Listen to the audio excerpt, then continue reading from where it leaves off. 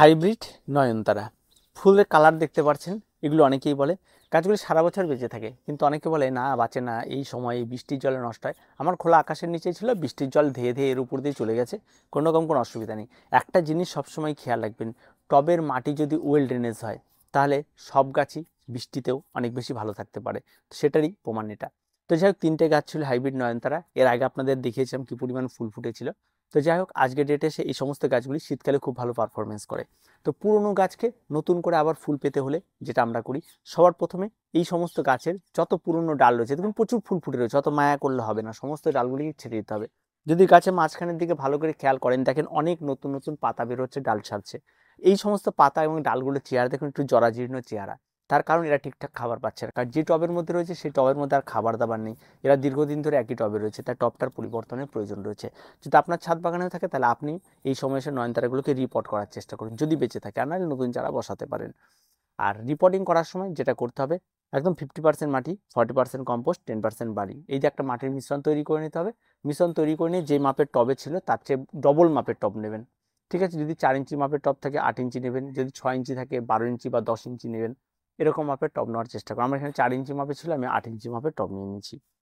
এবার এই টবগুলিতে আমি এই নয়নতারাকে বসানোর জন্য সর্বপ্রথম আমাদের যেটা কাজ, সেটা হচ্ছে টবের নিচের দিকে একটু মাটি দিয়ে নেওয়া, আর এই টবটিকে বসিয়ে দেওয়া যাতে ঠিকঠাকভাবে সেট হয়। তারপর আবার নতুন করে মাটি দিয়ে এটাকে ভরাট করা। কখনো কখনো যদি মনে হয় যে টবের ভেতর অতিরিক্ত রুট হয়ে গেছে, বের করার পর যদি দেখেন, তাহলে সেখানে হালকা পাতলা রুট একটু ঝরিয়ে দিতে পারেন, তাতে কোনো রকম অসুবিধা নেই। আবার বসিয়ে দেওয়ার পর আপনাকে যেটা করতে হবে, সেটা চারদিক দিয়ে খুব ভালো করে চাপ দিয়ে একটু টবটাকে ঝাঁকিয়ে সুন্দরভাবে সেট করে একদম সোজা করে বসিয়ে দিতে হবে। এবার চলবে গাছের পরিচর্যা। এই সমস্ত গাছগুলিতে মূলত একটাই আমি পরিচর্যা করি এই নয়নতারাতে, সেটা হচ্ছে এনপিকে 15-15-15 রাসায়নিক খাবার, একদম পাতি রাসায়নিক খাবার। প্রতি সপ্তাহে 1 লিটার জলে 2 গ্রাম মতো গুলে নেব, তার 200 ml প্রতি সপ্তাহে ব্যবহার হবে। এর বাইরে আর কোনো কিছু খাবার নেই, তাতেই গাছ চাঙ্গা হবে। শীতকালে এই নয়নতারা রেজাল্ট দেখবেন অসম্ভব সুন্দর লাগবে এবং দেখার মতো ফুল হবে। তো গাছগুলিকে কিন্তু একটা সময় পর আপনাকে অবশ্যই সাপোর্ট দিতে হবে, তাদেরকে বেঁধে দিতে হবে, তাদেরকে আরও সুন্দর করে তৈরি করার জন্য। সেই বিষয়গুলি রাখতে হবে। 3টে গাছ ছিল, 3টে একই, 2টে একই ভ্যারাইটির, আর একটা আলাদা ছিল। এই কালারটা অত্যন্ত সুন্দর লাগে, ইমপ্রেশনের মতো অনেকটা দেখতে। তো ঝাঁকড়া প্রচুর হয় এই সমস্ত গাছগুলি, তো ঝাঁকড়া করতে চাইলে এই কাজটি আপনাদের করতে হবে। পরিচর্যার মধ্যে গাছে তেমন রোগ পোকামাকড় শীতকালে খুব একটা বেশি লাগবে না। আর নতুন চারা যদি কেউ বসাতে চান, তাহলে ওই একই রকম মাটির মিশ্রণ তৈরি করে চারা বসিয়ে দিন, অত্যন্ত সুন্দর। খোল জল চাইলে খোল জল ব্যবহার করতে পারেন, আর এনপিকে 15-15 চাইলে 15-15 ব্যবহার করতে পারেন, তাতে কোনো রকম অসুবিধা। বাড়তি অতিরিক্ত খাবার, এই ম্যাগনেসিয়াম সালফেট, এই বোরন, এই দরকার নেই। ও সামান্য কিছু সময়, আর যেটুকু ফুল হবে তাতে মন ভরে উঠবে। আর এইটুকুই পরিচর্যা লাগে, আর তেমন কোনো কিছু লাগে না। গাছগুলিতে মাঝে মধ্যে একটু অ্যান্টিফাঙ্গাল স্প্রে করবেন, পেস্টিসাইড প্রয়োজন পড়লে স্প্রে করবেন, তাছাড়া কোনো রকম কোনো কিছুর প্রয়োজন পড়বে না।